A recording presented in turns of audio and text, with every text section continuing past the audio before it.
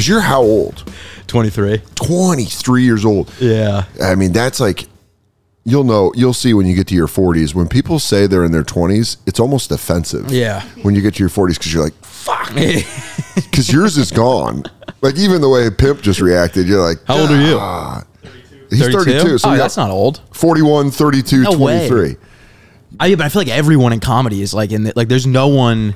Like Gardini was the closest person to my age that I knew in comedy. That is weird. You don't feel like you're around a lot of people your age in comedy? Never. No. Even like John Kennedy and like Brandon Barrera, like those guys. I don't know if you know them, but they're both like 27. And that feels in your 20s. Yeah. In your teens, 1 year feels like 5. Yeah. In your 20s, 1 year feels like 3. Yeah. Like you're still like, yeah. When someone's in my 40s, I feel like we're the same age. Yeah. Yeah. When you're like in high school, it's like a dude a year above you. You're like, yeah, I'll never know what it's like to be that guy. Man. Yeah. That's why it's crazy when like a senior dates a sophomore. Oh, it's insane. Because you're like, so are you guys gonna get a house together? Like, what do you think? You're like, what does he do? Does he have a vacation home? And you're like, I don't know. He's got 8th period off. And you're like, oh, the time he must have. Dude, even looking at like when you're younger and like your friends' older brothers, like I still feel like them when they were like 17 are more of a man than I am now. 100%. Josh Moore, one of my best friend's older brother, and Josh is one of my best friends. He is 4 years older than me. Yeah. Right? Yeah. He might as well be 3 decades older than me. Yeah. Because we used to go visit him. He went to CU Boulder. Oh, really? And we would go up there. Yeah. And like, when we were in high school. Yeah. And it was like, you know, you're around college kids, so you are around adults. Yeah. But it was like, that energy's still there, but he's like 45. Yeah. And I'm 41. Like, we both had the same problem with our hips, with sleeping, but I'm still like, damn, what's it like to be a man? I've out loud on stage recently unintentionally said the sentence, when I grow up. Yeah. And I'm like, I think it's happened. I think we're past that point. I mean, what's weird for me is 23 years old. I feel like that's surprising to me. There aren't people around you your age. Yeah. I mean, I'm trying to think like everyone that I know that I go up with at like the stand and stuff, I act like they're all my age. Yeah. They're all 10 years older than me. Well, the first time I met you was at Moon Tower in Austin. Yeah. And I was with Andy Haynes. Yeah. And we thought you were like late 20s. And Yeah. you're like, I'm 21. And it was like, immediately I wanted to help you get across the street. I immediately started being like, this way. Yeah. Come here. Come on. I don't even know if I was 21 then. That's not. Did you always hang out with older kids when you were growing up? No, never. It was all always my like best friends are my age. So it was once you started working. Yeah, because I moved to New York during COVID. I moved here in 2020. Okay. In August. What's that like moving here when the entire so depressing city shut down? Yeah, I didn't have any friends and I just played video games by myself. That's kind of sick though. Forever. I'm not going to lie. As someone that's real happy college football just came out, I'm kind of like, that sounds like the shit. It sounds nice now. Then it was very depressing. Moving here during COVID. Yeah. You probably got a hell of a deal on an apartment. I sublet from a place. Okay. So it wasn't great. What made you move here during COVID? I got hired at Barstool. Okay. And they were like, they offered me a contract and they were like, this is what we're going to pay you to stay in school and work part-time. And it was like $20,000 a year or something like, and I was like, I'll just move to New York. Oh, really? Yeah. I was like, so that was going to be the thing if you were staying, where were you at school? DePaul in Chicago. Oh, hell yeah. Yeah. And you didn't finish? No, I dropped out immediately. How many years away from graduating were you? I was a freshman when I dropped out. Yeah. You know what? I know this isn't a popular thing to say. Yeah. And this might catch me. Best time to drop out. Oh, definitely. Freshman. Yeah. Don't drop out. I waited tables one time with this guy who was like real proud of the fact that he was 4 credits away from graduating. And you're like, well, I think you're dumb. Yeah. Because you did all the work. Yeah. It was also like I was like a film major. With like a, I was like that would have changed. I bet that would have changed your like sophomore year. With like a focus in screenwriting, and then I got the offer from Barstool, and I was like, well, that's what I want to do. Like I was gonna get hired to like write shit, but then I ended up just dropping that completely. Well, you got popular with sketches online on Twitter, on Twitter, and that's why when you start doing stand up, that's why you had to keep the name Lil Sasquatch. Yeah, but I'm hoping to ditch that very soon. You have to, unless you go full black circuit. unless you go full Def Jam, like you got to get rid of that name, dude. It's not even bad from the sense of from like going up, like when I'm like headlining a show and they're like, I don't give a shit. It's situations like when I go to a new club somewhere, like I did the Store like a month ago, and everyone's looking at the lineup and they're like, who the fuck is Lil Sass? And they're expecting a black dude with a Philly beard to be like, yo, what's up, fam? It's Lil Sasquatch, aka Tyrone Thurman. And they're like, no, it's Harry. You're like, hey, how you doing? I've been jokingly to Katie been calling you Little Yeti, or not Little Yeti, young tiny Yeti, because you're like a Little Sasquatch. But was Little Sasquatch just your Twitter name? It was my gamer tag. That's so funny. On PlayStation. Dude, if I went around as Monster Voice. Yeah. Is that yours? Yeah. If I was like, hey, what's up, man? A Monster Voice. Mind if I do it? Did you pick that, or was that Bobby generated? Kelly used to call me that on You Know What, Dude? Yeah. And I'm like the reverse of you. Before I had a gamer tag, I was podcasting. Yeah. And they're like, and I didn't want to be like Dan Soder on my gamer tag. Yeah. So I was Monster Voice. No, you don't want your real name as your gamer tag. No, because you can say some vile shit. Yeah, that opens you up to a lot of problems. Yeah, don't follow me. I don't want the legalities, dude, of having your real name on your gamer tag. It's pretty fucking dangerous. So moving to New York during COVID, there was no one out. Do you remember specifically when you moved? Yeah, it was August of 2020. So the thick of it. Yeah, it was brutal. I remember I moved here. I went into the Barstool office the next day, and there was like 4 people in there. I like sat at my desk, and there's no one at Barstool. They don't tell you what to do. Yeah, it's all like you just have the platform. Yeah. You got to make the stuff for the platform. So I just sat and like tweeted. I was like, it was like instead of being in class and tweeting, I just sat at a desk and tweeted. But did you have that moment? Because I've had this moment when you get a job where there's no one supervising you, where you go like, I could just go smoke weed right now. No, I was like, I'm gonna get fired for sure. So you were scared? I was, dude. For the first, like, I enrolled in a class halfway through my first year at Barstool because I was like, I'm definitely getting fired. Oh, really? Yeah, I was like, there's no way. You just felt it coming. Yeah. Man, and then Big Cat pretty much saved my job because he brought me on the Yak. Yeah. And then I did that for like 2 or 3 years. That's fun as hell, though, having someone bring you on. That was, like I mean, I don't know if he knew that I was going to get fired, but if I didn't get that, oh, dude, it was scary. I think I was losing money for the company. Really? Like, I didn't generate a single dollar the first year I worked there. And then you're also just like sitting at your desk tweeting. And you're like, why am I here? Dude, there would be like people at the office who would like come up to me and be like, you don't do shit. They would be in a fun way or in a way of like, it's similar to comedy in the sense that like people who have been doing it for a really long time, like they shit on the people who, and this was like the people who were there from the beginning where it was like blogging 24 hours a day, 7 days a week. They'd be like, I worked my ass off in Milton. I had to give away ranch recipes. Yeah. And they're like, so you can sit here and scroll Twitter. That's so funny. And I would just be like, dude, what the fuck am I doing? Yeah. It sucks so much. There is like, there needs to be like, it is like almost like an Elks Club or more like, what are those called? I can't think of the name right now. I've performed at, do shows on them all the time. Why can't I think of it? Veterans of Foreign Wars. Oh, at VFW halls. Like VFWs where they go up and they're like, I was in a real war. Yeah. And you go, well, I'm scared right now. Well, I'm not really through mine. Did you, with stand-up, do you like, do you keep like an enemies list? For stand-up? Like just in general. No. There's a lot of people, and again, when we get the prod, we bought a cattle prod, so in case I talk too much about stand-up. Yeah, he zaps me. Yeah. But we found out, dude, I have it in there. Yeah. It's like, it's dude, real it's deal. for hogs. Yeah. It's for I read online the voltage, and they were like, do not use on a human.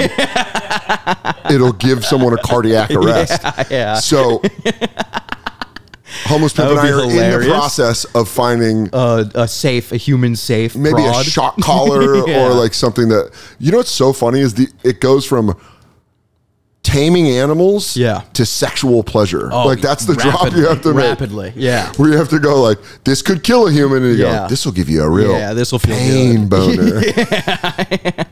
But I'm saying just, so I want to talk about jobs. If we're talking about stand-up, I just want to talk about the generic feeling of a job. Yeah. But like every time I had a job, Outback Steakhouse. Yeah. I was 19 years old at the University of Arizona, couldn't get a job, went to Outback. The only thing they'd give me was a bussing job. Yeah. One of the waiters, Rudy, was a fucking dickhead. Yeah. Been on my enemy list since. Dude, oh yeah, I've got enemies like that. Yeah. Like I've got enemies from jobs that I had in high school. Like there was a restaurant in Massachusetts called Cravings. It was like a pizza and sub place. Yeah. And like, was it spelled with a K or a C? C. Okay. But like, dude, from like the moment that I started doing like comedy stuff, I would tell my friends, I'd be like, if I get successful in this, I'm going to buy that place and just like fill it with sand and just keep it open, pay the rent. Yeah. Just be like, I bought it. And the guy you didn't like has to show up every day. Yeah. Or I'm going to fire your ass. Dude, they set me up and got me fired. Like For it was what? a full on setup.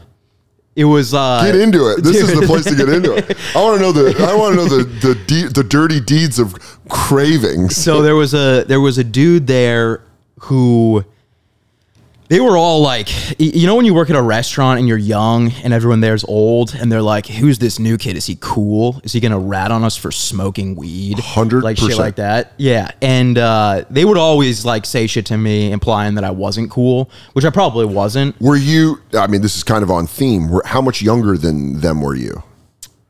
Like were you Same, probably like 10 years. Some of them were pretty old. Some of them were like in their like 40s. working at a Cravings? Working at Cravings. They're not in good moods. No, they were pissed. They were always pissed. And pretty much what happened was there was this one dude who like I would work the pizza shift with. Yeah. And we would like there's two people working it. So I would like do the dough and then he would do the toppings and put it in the oven. And one day he came in like shit faced. Like he was like, I was just slamming Four Locos. And then like he was like throwing up in the bathroom. And then somehow I ended up getting in trouble. Like, cause he was throwing up in the bathroom. And then the manager came over and said I was going too slow. And then he came back from the bathroom and just like sided with the manager. He was like, dude, honestly, like, do you want this job? And I was like, what? And he was like, you work like your parents made you get this job. And I was like, and he was just barfing and he was Four throwing Loko? up in the back. And the delivery dude was nodding off on pills in the basement. And he was like, I'm sending him home. He's fucking exhausted. And I was like, no, dude, he's on pills right now. That's so funny that he's like, guy tuckered himself out. And you go, you think that's just a normal nod? Yeah. We're not up late watching a movie. It's 2 p.m. on a Thursday. No. I've never been sober tired to the point that I'm falling asleep standing up. Never. No. Truck drivers aren't. Yeah. The guy that hit Tracy Morgan in that Walmart truck was the first guy that was nodding out like that. Like to get that tired, you have to work either physically exhausting or an insane amount of hours. Yeah. But if you're just coming in for a lunch shift, dude, it was at Cravings, yeah, and you're like, yeah, like dude. not like falling asleep in the basement, standing up. If you, the thought of who touches our food on deliveries, because I used to deliver pizzas, and it was the same thing. You come in. I was lucky when I delivered pizzas. You ever grab a bite? Oh my God. Yeah. I would do way worse shit than that. Yeah. They would like be like, no, that pizza's wrong. And I just eat half of it on the drive back. And I'd be like, they said it was wrong. And they're like, why is it half gone? And you're like, it's crazy, ain't it? Yeah. But I was lucky that our friends were all working there. So there was like a group of 4 of us that started there. When you're solo, especially at a restaurant in high school, they hate you. Yeah. I've been a busser at a bunch of restaurants. And immediately they come in and they're like, you have to do bad shit in order for them to be like, you need to give them something that they have on you for them to be comfortable with you. Exactly. Yeah. I never worked with any of my friends. I always wanted to. Yeah. Like that was always my goal. Not my goal, but like that was like the best scenario would be like working at a restaurant with my friends. Oh, I'm pretty sure outside of my very first job at Emerald Isle, in Emerald Isle, I was 14. I was 13, 14. So it was a bar. It's a bar on Parker Road. That's just like for drinking. Like they have a giant patio and it looks out at the reservoir in the mountains. So people just get fucked up on this back patio. So when I got hired when I was 14, I was more like a mascot where they were like, look at the little 14-year-old. And I also smoked cigarettes and it was like a monkey smoking to them. Yeah, they probably fucking loved that. Like, give him another one. And I was like, I loved it. I'd ride my bike there, but I didn't have beef with them because I was so young. They were like, they thought I was adorable. No, that was I worked. You were like 16. This was when I worked at Cravings. I was 17 or 18. So you're like on the cusp of being an adult. And they like, hated me. Yeah. You know why? You have your whole life ahead of you. Yeah. I think it was also, I think I have a little bit of like an off, like to people that have never met me, I think I'm like a little off-putting. Like I'm like quiet. Yeah, that can, and it insecure like rubs people the wrong way. Quiet people around, as someone that's been insecure his whole life. Yeah. Quiet people around insecure people are like, you know why? It's like they're mortal enemies immediately. Well, this is just my thought. I think you're thinking of all the things I hate about me. Yeah. And I'm like, stop nailing it. But really, you're kind of like, did I leave my Xbox on? Yeah. You're like thinking about teenage shit. So at Cravings, how did you leave? So that happened, the thing with the kid being drunk and the pills. The guy nodding out, going like this. Yeah. Sorry, boss. I'm just so exhausted. That last route you had me on just took it all out of me. Remember how I had to deliver a sub, then a pizza? I mean, I'm basically a modern day coal miner. So I started, after that happened, I started hating the job because I was like, this is fucking ridiculous. You're getting blamed for something you didn't do. I'm like, I was the only person working that day that wasn't totally wasted. Four Loko barfing, yeah, and then coming out with it still in your mouth and going, this guy doesn't want it. This guy works like a trust fund baby, and he just drank a fucking like whatever their flavors were, like suicidal lime. Yeah, exactly. So I started hating the job, and then my sister was going to college, and she went to college in Chicago, and I wanted to go with her to like visit and move her in. Is she a year or two older? 1 year older than me. So that's kind of weird. Like we're talking about the distance in high school. Yeah. Your sister and her friends in high school probably felt 5 years older. Yeah, absolutely. Even though they're only a year older. Yeah, especially when we were younger. When I was like... Freshman, she's a sophomore? Yeah. She knows the lay of the land? Yeah. Did you go public school or private? Public. Yeah, that's big. Yeah. Because you basically have you have like a point man. Yeah. Where you come... Like, I would look to friends' siblings. I'd be like, all right, you have an older sister. What does she say? Yeah. Like, who do we stay away from?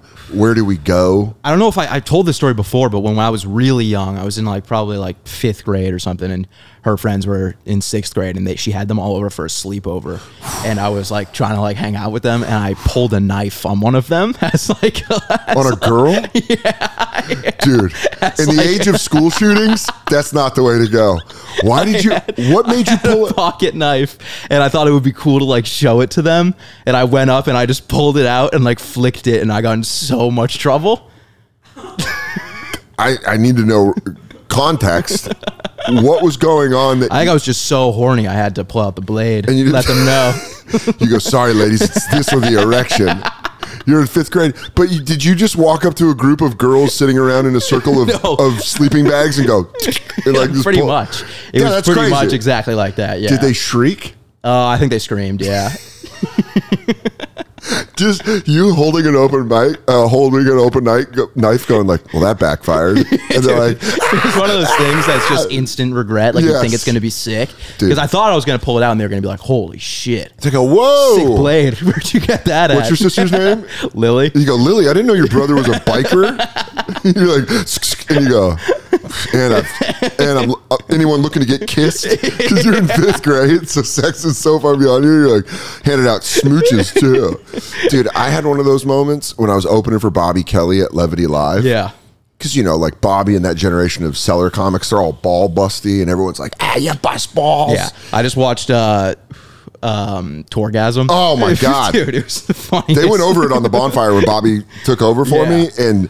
Dude, I had to rewatch it because they were talking about it, and I was like, I forgot all these gems. Dude, I just watched the first episode. That's great.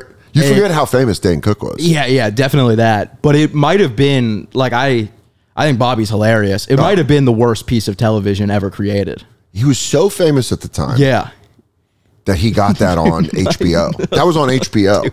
HBO was doing The Sopranos. Yeah. HBO was doing, like, they were fucking killing it. Yeah. And then it would just be like, I'm Dane Cook. Yeah. What happens when all these college girls want to fuck me? And then Bobby's like, you gotta be mean, dude. With his goatee. The arguments that they would get in. But I bet he's like, Bobby would scream at Jay. Yeah. By the way, shout out Gary Goldman. Oh, just staying quiet in the back. Just having brilliant jokes and staying quiet in the back. Do you remember the porn argument? Yeah, the red tape? Yeah. Of course I remember that. Dude, it was, I was dying laughing. Yeah. He's like, when he's like, Bobby, why do you only want to talk about porn? And Bobby's like, why are you bringing it just to me? We've all been talking about porn. And then it turns into like a saga throughout the episode where like he's pulling him aside and he's like, that was disrespect when you targeted me about the porn conversation. I'm going to tell you how comedy goes, dude. You're disrespectful. So that ball busty energy, I was like, when I'd get around Bobby and those guys, I felt like the little brother that I want to bust balls. Yeah. But an instant regret moment. And I've said this before, but it happened. There's a comic, Kelly Festuca. She used to be on You Know What, Dude? Yeah. And she was emceeing that weekend. And we're all busting balls or whatever. And Kelly's like busting my balls. And dude, I'm eating a sandwich or something and there's a tomato on it. And I go, shut up, Kelly. And I throw the tomato at her and it hits and it falls off. Yeah. And the room goes dead silent. And Bobby goes, why the fuck did you do that? And Kelly in her Australian accent, she goes, oh no, it's going to stain my shit. And the show's about to start, and it's the worst energy ever. Dude. Everyone's like, why? Bobby's like, why'd you throw a tomato? That's a fucking nightmare. Because I thought it was funny. Yeah. It was the same thing that you thought with your head before you flicked the knife. I was like, I'm going to do this. I'm going to be a seller legend. Yeah, yeah. And I was like, and everyone was like, what the fuck? Yeah, when Soder threw the tomato back in 06. That's when I knew he was about his business. And it's like Patrice throwing the phone book. Everyone knew Dan was no one to fuck with. And in reality, it was just me going, I'm sorry. I'm really sorry. I don't know why I did that. I apologize. Probably 60 times. I remember she brought me up and I was apologizing. Yeah. I was like, I'm really sorry. Like, as they're shaking hands on stage, she's like, Dan Soder. And I'm like, I'm really, really, really sorry about that. I don't know why I did that. I thought it was fun. Did your sister, were you like not allowed to talk to her friends after you pulled a knife? Yeah. I think that night specifically, I think I just had to go to my room and like sleep. Did your parents have to talk to you? I don't remember it. Dude, all I really remember, I have such a vivid memory. I remember what the knife looked like. Was it a Swiss Army? No, my uncle gave it to me. It was like a silver knife, and it had a knife, and then on the other side it had like a little poker thing. Okay, like a little good knife. I don't know what Sounds that was like for, a good knife. But good blade. And all I remember is being in the garage of my old house and pulling it out and then just instantly getting in trouble, like within like milliseconds. Like my parents are around, like everyone was furious. Did they take the knife? Oh yeah, for sure. Gone. Yeah. Did you ever see it again? I don't think so. Yeah, it's good. No. Your dad. It's just the thought. It's so funny thinking your parents cleaning out, going, "Where'd I get this knife?" Yeah. And it's a cornerstone memory of you. Yeah. That's so funny. Yeah, that was brutal. I might have been honestly younger than 5th grade. I'm trying to remember when. It might have been like 3rd grade. But even that, that difference of a year. Yeah. They might as well be women. Yeah, exactly. It was just like adult women were at your house. Yeah, dude. I remember my friend, Charlotte, North Carolina, this Thursday through Saturday, I will be at the Comedy Zone. That's 5 shows, 1 Thursday, 2 Friday, 2 Saturday. September 13th and 14th, I'm going to be on the road with the Jim Jeffries. It's going to be me, Mark Norman, and Jim Jeffries. The 13th, we are going to be in St. Louis. And then September 14th, we're going to be in Atlanta. Go to dansoder.com for those tickets. Again, that's me, Mark Norman, and Jim Jeffries, September 13th and 14th. And then September 15th, the Vancouver Great Outdoors Festival. Great Outdoors Festival. Did it last year in Calgary. Unbelievable. Going back, this time Vancouver. And this show, what a fucking humdinger. It's me, Mark Norman, Andrew Santino, and Ralph Barbosa. 3 of my funniest friends. It's legit going to be an awesome show. That's for Vancouver, the Great Outdoors Festival. dansoder.com for those tickets. When it comes to true style and comfort, you go to your boy, Danny Sodes. No, you know me. I do live my life in leisure. I love shorts. I started wearing shorts a lot more now that show my thighs. I feel so naughty. But if you want comfort in the form of men's shorts, you can't do better than Chubby's iconic original stretch shorts. They put Chubby's on the map for a reason. They're available in 4-inch, 5.5-inch, and 7-inch. I do the 7 because I'm a tall drink of water, depending on how much thigh you want to show too. You can go 4 if you got some quadzillas. Me, I got thin legs, so I'm hitting them 7-inch inseam lengths. These shorts are made with the stretchiest fabric and elastic waistband for max flexibility without sacrificing that style or comfort. And come on, this wouldn't be a true podcast ad read if we didn't mention Chubby's classic line swim collection with the hyperbole, with the absolute top men's swim gear.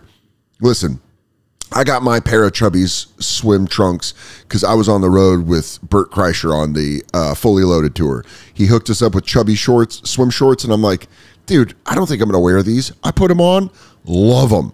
They take you from a solid 6 to a 10 out of 10. Available in tons of ultra vibrant colors and patterns, built with quick drying 4-way stretch fabric, elastic waistband, and anti-chafe mesh liner. Even a zippered back pocket. Yeah, that's right. You can put your stuff in there, zipper it up. Not stuff that gets wet, though, of course. Your phone will get destroyed. Pockets on a swimsuit, A++. We truly are living in the future here, folks. And would you look at that? For a limited time, our friends at Chubby's are giving our listeners 20% off with the promo code SODER at checkout. Go to chubbysshorts.com and get 20% off your order with the promo code SODER. SODER, but you know that. You're listening to the podcast. Support our show and tell them we sent you. Embrace the freedom to move, the confidence to shine, and the style to stand out with Chubby's. Harry's. I know you guys, I know you watch this. You could tell when I shave. And when I shave, you're like, damn, this guy looks good. Look at that smooth ass face. Well, you know why? It's because I'm using them Harry's.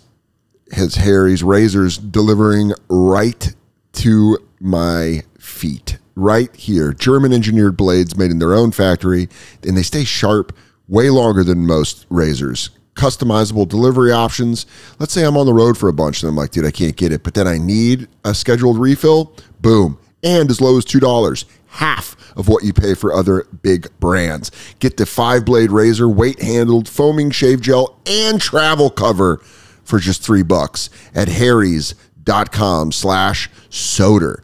They got other stuff, dude, like skin softening body washes and scents like redwood, wild. If you want to smell like just a sexy woodsman, you get that, dude. Get their soft skin softening body wash. Also the extra strength, high quality, amazing smelling deodorant for just $5. They also got hair and other grooming products that fit your unique look and needs. Highest customer satisfaction in the shaving industry. That's all you need to know. So get the shaving products that always deliver. Go to Harry's. That's HARRYS.com. Get started with a $13 trial set for just $3 at harrys.com/soder. That's harrys.com/soder for a $3 that's harrys.com/soder for a $3 trial set. I had friends with one of my best friends, Mike, had his sister was 2 years older than us. Oh yeah. And they would come over and it would be like, I'd want to put on a tuxedo. Yeah. Like going to hang out with them. Cause I'd be like, ladies, how are you? Yeah. Oh, dude, I had the biggest crush on her friend Jackie. Yeah. And one time we were just hanging out in the basement. I didn't think I had a shot. Yeah. But I couldn't shut up because I was so nervous. And they were like, Soder, do you ever shut up? And I was like, no, what? And then they were like, and her cute friend Jackie was like, we're all going to be quiet for a minute. And we were quiet, and I was like, anyways. And they're like, you can't do it. Because that age difference is so big.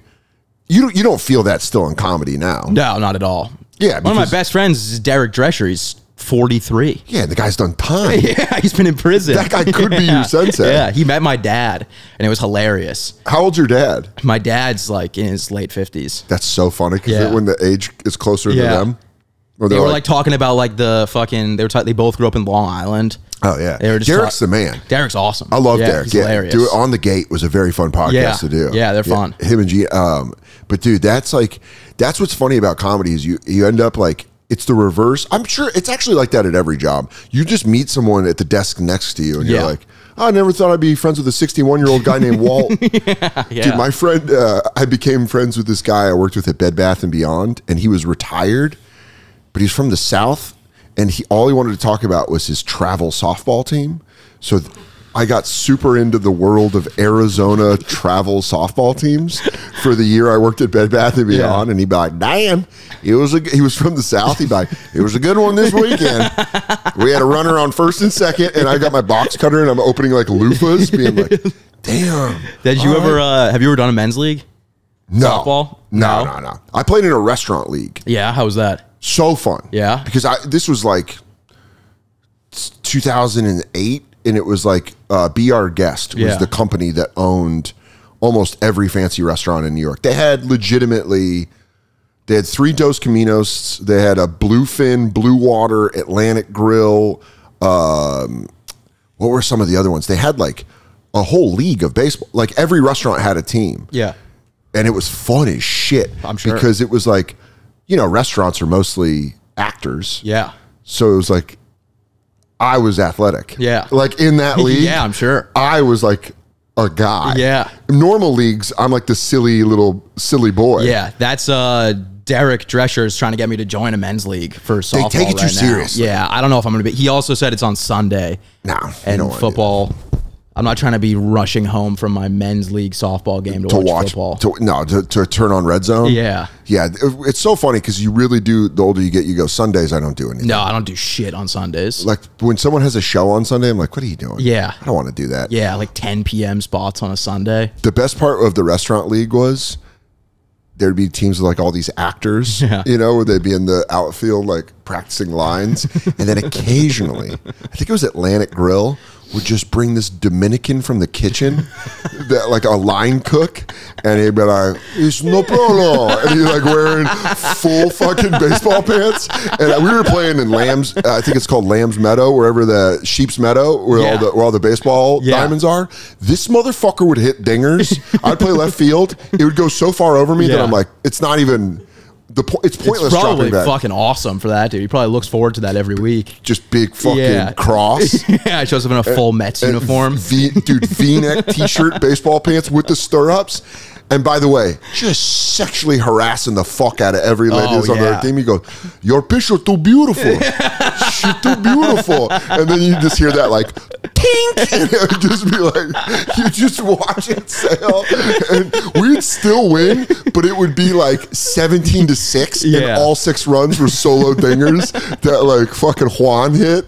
Dude, it'd be so funny. You see him show up with the bags that had the bats in it. And he'd be like picking his bat out. That's hilarious. Like, this guy's about his arsenal of bats. Dude, it was like 2 restaurants that had like legit fucking Dominicanos just fucking banging shots. That was always so funny to me. They're like, Papi, it's all right. Just get to horse base. And they'd be like, pink. Dude, fucking. But that was so fun because we weren't supposed to drink, but we did. Yeah. At the games? Oh, yeah. Why were you not supposed to drink? Because it was like supposed to be like a restaurant league. Oh. This is for the fun, guys. And then my friend Eli, shout out Eli, who does a lot of our designs. He did the logo for the podcast. But he lived in Spanish Harlem, and he would get 18 packs of Tecates. Damn. And bring it down. And we were in the championship game. Yeah. We were down 4-1, and we weren't drinking. And Eli was like, what are we doing? Yeah. And we started drinking, and we won 22-4. Dude, we got drunk and I dropped cigarettes to get fly balls. Yeah. In the outfield. That's insane. Here we go.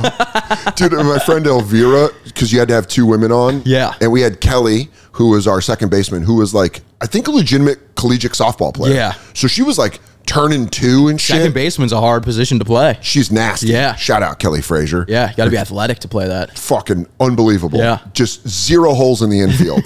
We had this, our friend Everett was this giant gay black dude. Yeah. Who could just play first base. He was just unbelievable.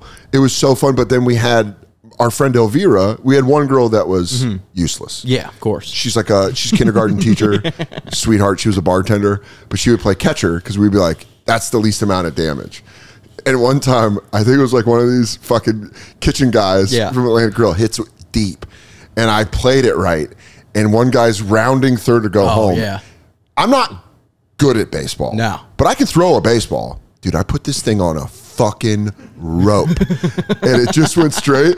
And Elvira went, she was at home plate and he's running. And I was like, oh, yeah. I fucking threw it. And everyone's like, yeah. And she goes, no. And it just went up the backstop. And I was like, that's the best throw I've ever had in my life. Dude, I've done shit like that before, like bailed. Oh, yeah. I played lacrosse for 1 year. Let me just say this. Yeah. Lacrosse takes a lot of shit. Yeah.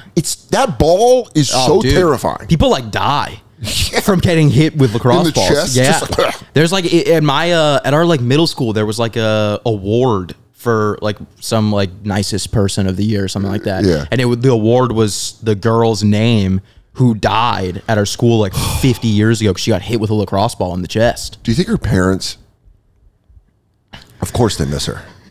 That goes without saying. Yeah. At what point when someone dies, do they get sick of showing up for the benefit? For the award? Yeah. Every year. Year 1 through 5. Yeah. They can't hold it together. No. They miss their little angel. Yeah, they're crying on stage. Year 20? Yeah. 25? Are you going like... They're like, are yours getting shorter? I feel like we were just at this 2 weeks ago. I forgot, and I made reservations at Angelo's. You know how hard it is to get reservations? She would have loved Angelo's. Maybe we just go there. And then they go like, unfortunately, the Murphys could not be here tonight. When you're there at the first benefit where the parents don't show up, you're like, oh, so you're over it. Yeah, this doesn't mean anything anymore. Yeah. Year 1 through 5, you're like, you have to hug them. Yeah. You have to be like, I'm sorry, your daughter died. Like go over to their house for coffee. Oh yeah, sit and talk about what her favorite TV shows were, even though you don't care. And then now, like year 20, you're like, yeah, all right. It also started getting to a point where there was like a picture of her in the hallway, and kids started being like, that picture's haunted, right? That's the eyes follow you. Yeah, and then your one friend that's having a tough time with puberty, he goes, I would. He goes, she comes back, I'd fuck her as a zombie. Yeah, that's puberty messes up all that kind of stuff because guys just start going, why? I used to be so scared of ghosts. Yeah. Now I think about how sexy they are.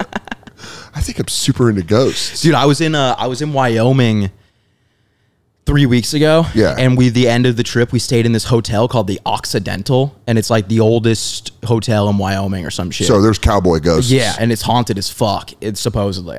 Do you believe in ghosts? Yeah, 100%. I'm a huge ghost guy. Are you scared of them or are you intrigued by them? I'm depending on like the scenario.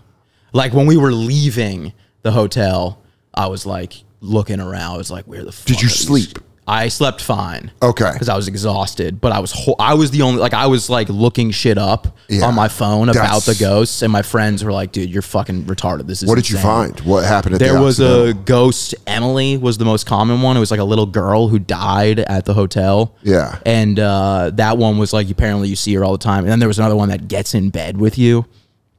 Like to fuck or just to like lay down. There was like multiple reports of like couples being asleep in bed, and then if someone got in between them in bed. Excuse me? Excuse me? I wonder if that would be me as a ghost. We go, you guys don't mind, huh? I gotta lay down. You guys down with the lifestyle? My back is killing me. Sorry, haunting really takes it out of me. There was dude, there was like shit all over the hotel though. Like the room that I slept in, there was a sign outside of the room, and it was like, there was dents in the door for the room, and there was a cowboy his favorite girl was in there with another dude, and he couldn't get in, and he banged the back of his pistol against the thing, and there was dents in the door. That. Yeah. That's love. That was pretty real sick. Love. Yeah, exactly. God, he loved her. I feel like I probably would have just shot through the door. Yeah. If you're that pissed. I probably would have gone, I'm going to become a successful stand-up comedian, and I'm going to make you regret this. I'm going to buy this place and fill it with sand. Yeah, dude, that's like, Giannis Pappas got married at a super nice estate. Yeah. Where you stayed on the estate. And it was me. I was sharing a room with Nate Bargatze. Yeah. And Nate came in, and we were like sharing a room. Yeah. And we're like, there's 2 beds. This would be fine or whatever. And then at the reception, someone's like, you see any of the ghosts yet? And I was like eating, and I was like, what's up? Like mid-bite, having some salmon. I go, what was that? What were you saying about the ghosts? And they're like, oh, this place is lousy with ghosts. And I was like, huh. And Oh, friends don't let friends overpay for wireless, so say bye-bye to your overpriced wireless plan and switch to Mint Mobile. It's good enough for Deadpool.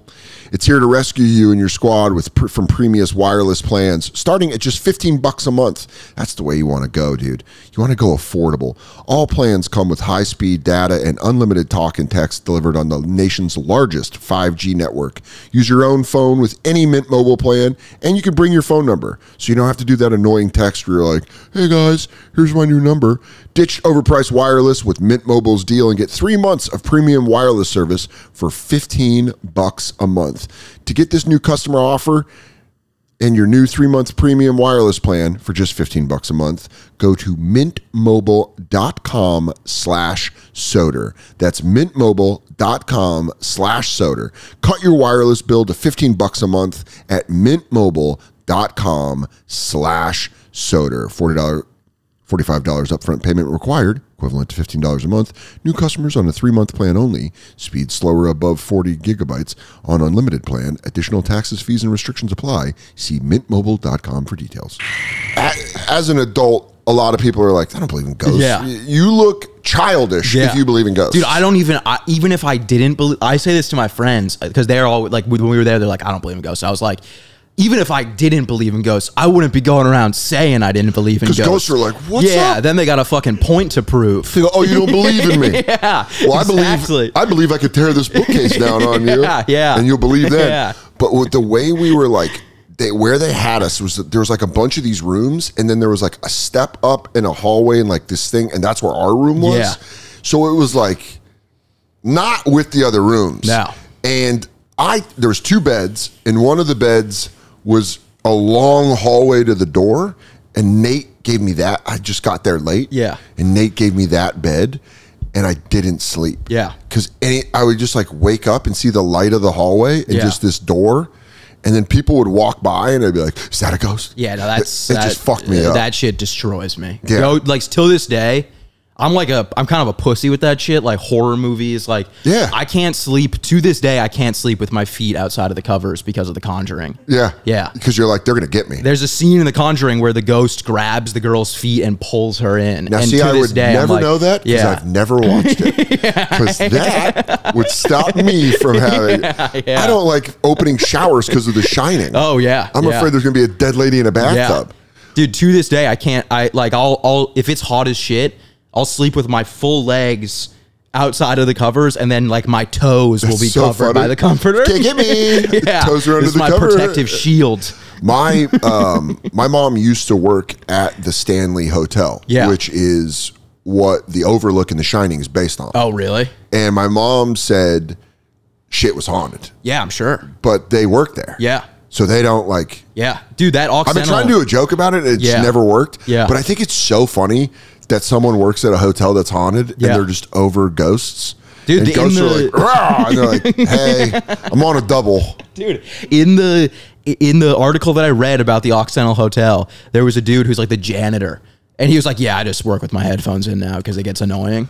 Yeah, there was a scary one. When I worked at Dos Caminos, the building got renovated, but the building's still up. It's on 50th and 3rd. It used to be this restaurant called La Maganette, and it was a mafia ran restaurant, like in the 70s and 80s. Yeah. Big mafia spot.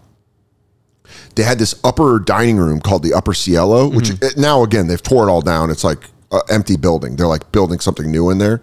They kept like the shell, but everything on the inside's out. In the restaurant, you used to walk up these stairs to the Upper Cielo. But the people that were old school New York that would come to the restaurant, they're like, oh, that's the Sinatra room. Because Sinatra, it was like a private thing. Sinatra would go up there and have like dinners and stuff. Yeah. Because it was a mafia joint. Dude, the basement, there was like upstairs, you go downstairs to like the main restaurant where the Baja room was. Then you go down to the basement where the locker rooms were, where the waiters changed. Yeah. And waiters I worked lunches, but people that worked dinners, and I worked dinners obviously in the 5 years I worked there, but they were like real late at night, you would hear a woman screaming. Yeah. Like bloody murder. Yeah. And it's because I still got to look this up. Yeah. I think I looked it up once and I found an article about it. A woman was murdered at La Maganette. Damn. They think down in the basement, like they bring hookers in and shit. And the lady got killed. But dude, the people I would talk to about it were the porters. Just these like Guatemalans that were there all night. And you'd be like, do you hear screaming? They'd be like, see, the woman, she screams for someone. I don't pay attention. And like, they just didn't fucking care, dude. They didn't care. And I would be like, me and like 3 Broadway actors would be like around me, like, they'd be like, tell us, what's the energy? And you'd be like, she screams. She screamed. I don't listen. Just like go about their work. It's not my business. Dude, it's just so funny. Because that guy, however he got to this country, was probably worse than any ghost. Yeah. You know? And Definitely. then he's like, the ghost. But we're like, were you scared? And he's like, no. Dude, my mom grew up in Cape Cod. Yeah. And my grandparents' house, they lived in an old ass house. Sure. And it used to be apparently it used to be like half of a hospital.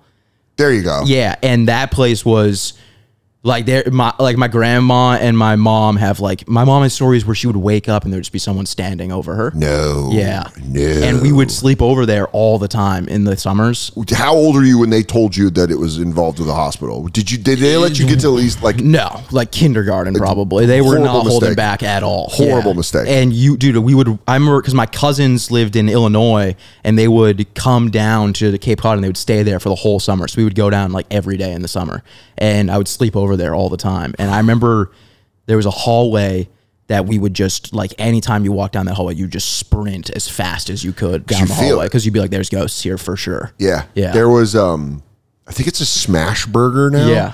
But on 42nd and 8th, if you're ever walking by, want to do a little Dan Soder ghost tour, there is they opened a Laugh Factory in Times Square. Really? Yeah, back in the day. Oh, I didn't know that. It was open like when I first moved here. Yeah. So like 07.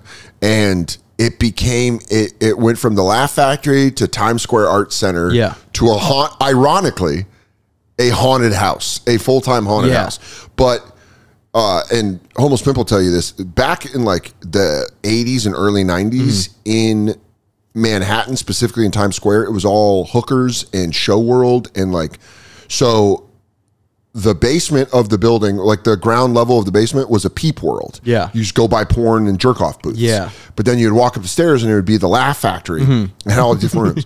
Turns out this place was a strip club in the 70s. Yeah. A lot of people got murdered there. A lot of people died inside that exact place. So there was the main room, which was like this beautiful theater room for the Laugh Factory. And then in the back, it was they always have to name the rooms after comics. It was the Richard Pryor room. Yeah. And so you'd walk back to the left hallway and then there was like, it was a small room with like a good stage and there were dressing rooms. There was 2 dressing rooms. These are clearly where the strippers got dressed. Yeah. Like they didn't move. The dressing rooms were dressing rooms. You could tell that they never changed. I had my backpack. I always had a backpack with me, you know, when I'd like come into the city when I was living in Queens. And I had my backpack and I was doing a guest set. And they would always talk about, Dennis, the bartender, would always be like, this place is fucking crazy haunted. And I was like, yeah, whatever. Because I always don't want to believe. Yeah. But then, dude, I went to go get my backpack. And I've told this story on the bonfire before. But I went to go get my backpack. And as it was just me. There was no show in the room. And I'm walking, I was like drinking at the bar and I was like, all right, I'm gonna get my bag and get out of here. And I went to get my bag and as I walked up, the door went whap and just slammed shut. And I was like, oh fuck, oh fuck. And I just opened the door, grabbed my bag and I went, I'm sorry. And I fucking grabbed my bag and dipped. And I think that might've been one of the last times I was there. Yeah. And it was like, there were no open windows. Yeah. There was nothing that door just went whap. Yeah. Like I was in the fight with the ghost and I was trying to talk like baby, like that kind of slam, like that kind of slam of the door where I was like, fuck. And that was like the one time I saw something where I was like, shit, this place is haunted. Yeah. This place is absolutely haunted. Dude, I'm every house that I've lived in growing up, because Massachusetts, all the houses are old as shit. Anything from the original 13 colonies, worry about ghosts. Dude, I remember one time I was sitting in the kitchen with my mom and we were just sitting there, nothing open, nothing. And all of a sudden a wine glass just like flew up against the wall and just exploded. And there was zero explanation for it. The old, I was just working with Maddie Weiner. We were just in Indianapolis together, and she was telling me she started at Good Nights in Raleigh. Oh, really? Which is now they have a new location. Yeah. But that old building was haunted, and they would tell you that. One time I went piss upstairs, like in the small room, and I could feel, it just freaked me out. Yeah. And I ran down. Maddie said that Brandy, one of the old managers, shout out Brandy if you're watching this, you're one of the best managers that I've ever worked with at a comedy club. She ruled. Brandy ruled. Brandy showed Maddie security footage. Damn. Just like, you want to see some crazy shit? And it was wine glasses going off the fucking thing. That's crazy. And you're like, really? How do you not believe in ghosts? That's crazy. How do you not believe in ghosts when that shit happens? That's like paranormal activity shit. That's for real, crazy. I genuinely, with people like that, you can call me stupid. You can call me a pussy. You can call me everything you want. How do you not believe in ghosts when that kind of shit happens? Yeah. Dude, do you like horror movies? No. No? They terrify me. I'm a big horror movie. You like horror movies? No? I love horror movies. So like Big J loves horror movies. Yeah. And so does DeRosa. I have some friends that like really love them. They'll watch movies where they'll be like, have you watched the Chechenian movie? And I'm like, what is that? And they're like, they think it's real. And I'm like, this will fuck me up. Dude, that's the problem with watching. I love horror movies. I've always loved horror movies. And the problem with that, the problem is that I also do believe in ghosts. So it keeps you up. Like that shit, dude, The Conjuring 2, there's photos at the end of the movie. Like real photos. Yeah, nah, thanks. And there's like, dude, there's one of the girl that like it is based on in the movie, and she's like, it's filmed in London, and she's like 12 feet above her bed. Nope. Just like levitating in like an old like grainy film photo. No. Yeah. With that accent. Oh, dude, it's so scary. Mommy, something's happening to me. And she's like, darling, stay down. It's like, yeah, there's too much shit where it's also like, I mean, I lived in Colorado, so it was always like poltergeist shit. Where you're like, do we live on an Indian burial ground? Yeah. Like, was this a sacred space? And they put our suburbs up and here? they'll just fuck you up there. Yeah, because they're like, white man, ghosts. You took our land. They got slave ghosts and Indian ghosts got some real gripes.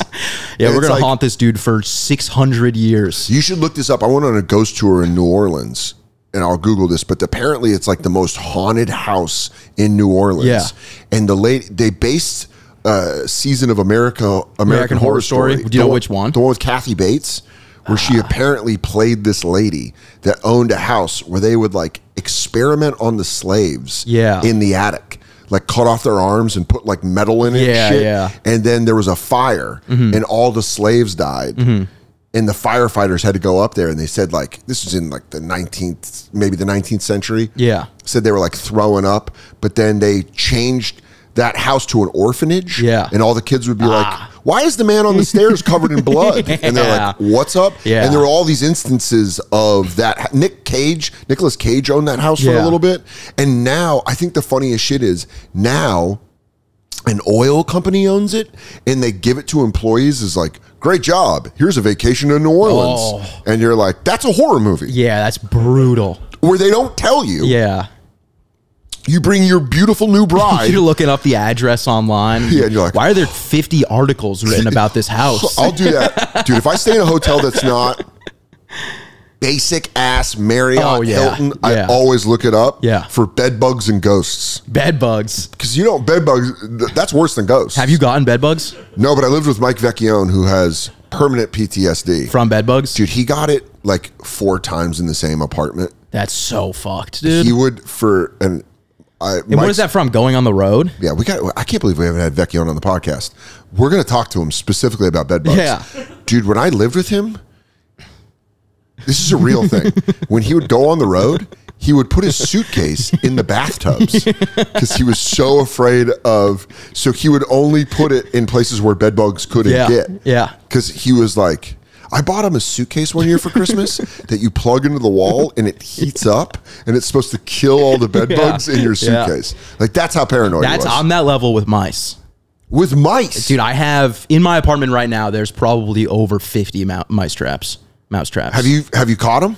None. There's none in my apartment actively. Yeah, they're elusive. Because the last apartment I lived in, we had mice so bad that, like, you know how like when you know how people will say they're like, if you see a mouse during the day, it means you have an infestation. Yes. Because that's like if you see a tiny cockroach. Yeah, exactly. You're fucked. Big cockroach, you're fine. Exactly. We would see mice. We would have people over at our apartment, and there would be like, like our living room was the size of this room. Sure. And we would have like 7 dudes in the room, and mice would just come scurrying through your feet. Hey, how you doing? Hey, excuse me. Like they didn't give a shit about us. Nuts. I would wake up. There was a sliver of my door, like the gap between the bottom of the door and the floor was like this big, and I would wake up. I would open my eyes, and there would be a mouse just sitting right next to my bed. Hello. Yeah. Yeah. Dude, it was like... Do you freak out about them? Freak out. You're not like... Like, I know I have no like, fear of mice because I'm like, I could just stomp the I shit got a out big... Because I got a fear of like them being in my bed, because I know they were in my bed. Oh, yeah. There's no way in hell they were never big in my comfy bed, Yeah, dude? they were obviously in my bed. That's like a Mario land for them. They're like, this is bedland. Yeah. And before I lived there, the 2 apartments I lived in we had no mice problems. And so I was like reckless. Like I would just be like eating sandwiches, and I'd like finish a sandwich and just like put it on my bed and go to sleep. And then like that mice, like that new mice is like that guy in the yellow suit around the trees. Yeah. It's like waiting to go. Yeah, with the first place I ever lived, I lived on my friend Morgan's couch in Hoboken above the Karma Cafe. Yeah. And unbelievable food, but they would leave old bags of rice in the hallway. Yeah. So it was mice central. Yeah. So many mice. Didn't give a shit. If you would have told me there was a ghost in that place, I would have had a much bigger problem. Oh no, I'm as scared as I am of ghosts. If I was staying in that hotel and you had to choose, I would rather see a ghost than a mouse easily. Really, dude? Once I see a mouse, I just can't. Like I can't function until I know it's gone. We absolutely need to title this episode "Mouse v Ghost." You know, like that little. I'd rather, because dude, give me mice all day. Yeah, dude. The funniest thing is back to those Guatemalan porters at those casinos. Yeah. We used to have sticky traps. Oh yeah, in the hutches, which are so fucked. Dude, we'd come in because I did lunches, so you'd have to open the cafe, and a mouse would get stuck, and it'd be like, dude, screaming. Like trying to pull it off, and like, you know, theater kids. Yeah. Those are waiters. Yeah. So you'd have like this actress being like, oh no, oh, this mouse. And then one of the porters would be like, no. And just fucking kill it, and then pick the thing up and throw it in a trash can, and you're like, man, Americans are pussies. Americans in the theater, in the arts, we're giant pussies. Dude, when I lived at that apartment that we had the infestation, we had the sticky traps. That's the only thing that works, by the way. Yeah. But by the way, it works in such an inhumane way. It's so inhumane, but dude, nothing else works. Like I've never caught a mouse on a wooden trap, on like those plastic ones that they're supposed to run into. I've only ever caught them on sticky traps. Man, if we ever have to deal with aliens, oh yeah, and then they see that technology, and then I'm like, I haven't eaten in a week. That's a steak dinner. And I go and grab it, and I'm like, dude, I'm just tearing off my own leg, dude. Dude, I got stuck on the sticky trap while there was a mouse on the trap. Yeah, was it alive? It was alive. It was under the radiator, and I wasn't thinking at all. It was like 2 a.m. I heard it screaming. I put my foot on it to slide it out from under the radiator, stuck on my foot, mouse screaming on my foot. It's like, help me, and then I'm here to kill you. Yeah. And then I ripped it off, and we would just throw it out the window. We were on the 5th floor, just huck it into the courtyard. Yeah.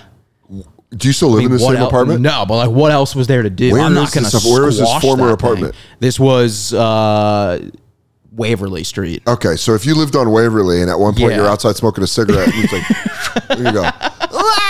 Just a screaming mouse. Imagine it lands. That guy just threw that mouse. Imagine it lands on you, dude, and then it's just stuck to you, dude, and you're like, what the and you look, and there's a mouse attached to you. A mouse falling on you. I get your level of ghost fear.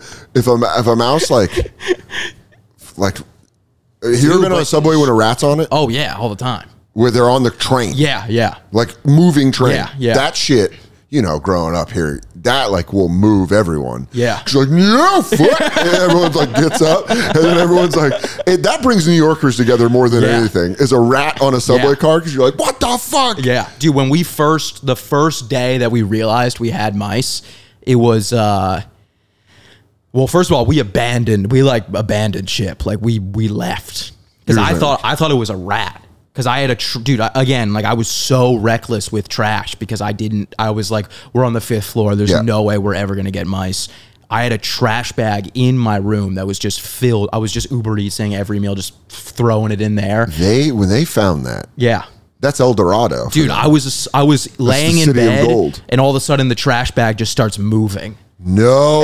It just fully starts moving. Good lesson for anyone that moves to New York. Yeah, dude. You see those mounds of trash walking by? Stick around. Smoke a cigarette. Dude, you'll see. Those things move. So fucked. Have you ever had a rat run over your foot while you're walking? Yeah. Dude, it's like the weight of like a fucking bowling ball. Well, you like feel it. Yeah. My dog has terrier in her. Oh, yeah. So they love to. They'll kill. She got a squirrel one time and fucking shook it and let it go. And it was like, oh, you got that in you. Yeah. Like That's good. Yeah. Yeah. But not when you're walking by a mound of trash in the city, because she'll be like, oh, something's in there. And you're like, yeah, we're not going in there. And she'll be like, ooh, food There's and a mice? good chance that rat will take you. She's like, no. Yeah. You're like, dude, it'll come out bigger than Myrtle. Like, what are you, 60 pounds all fat? Fat old bitch. I could tell you live in the sky. I'm all bones. Yeah, dude, I'm all just fucking trash. Just rats, just mean rats. I'm just bones and blood. Well, are you gonna start going by your full name? So Harry, Harry Settle is my full name. It's a good name. Yeah, that's what Paul Vierzy was saying the other night. Yeah, Verzi. Yeah. Harry Settles.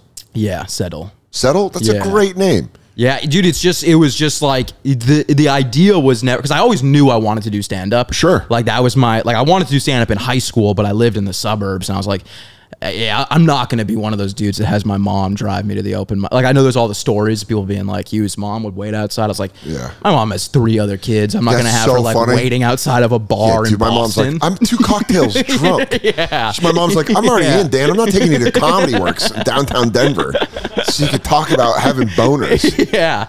So I always knew I wanted to do stand-up, so I was like, I'm going to do this Twitter stuff, and then I just never changed the name because... Well, it's good that you're doing it. I mean, you're only 23. Yeah. So you're changing it right now. Yeah, yeah. Thank God you're not in your 30s. I refilmed Don't Tell. Oh, hell yeah. Yeah, so... Under Harry Settle? Under my name, yeah. Great. So when that comes out, hopefully that'll change it. We'll definitely watch it. We'll edit it, so we'll put the link up on YouTube for it. I don't know when that's coming out, but for now, follow him, Lil Sasquatch 666 on Twitter. Yeah, 66 on Twitter and Instagram. Okay, yeah. Instagram it's 666 because 66 was taken. I get a lot of DMs, people being like, "You piece of shit, you devil worship." Yeah, I'm like, yeah, this 66 was just taken. It had nothing to do with. Yeah, I'm not into the Dark Lord. I wasn't gonna make it like 661. Yeah, you know, a corny number. Yeah. Oh, you can check me out at Dan Soder 422.